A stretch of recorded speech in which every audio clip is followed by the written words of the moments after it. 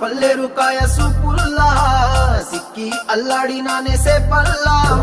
పసిడి పచ్చాని అరసేతుల్లా ధర పోస్తా ప్రాణాలు తానే అడగాల సీతా కోకల్ల రెక్క విప్పేలా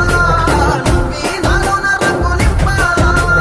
మళ్ళీ అందాల సెట్టు మళ్ళీ గంధాలు మీద చల్లి నన్ను ముంచి వేసేనే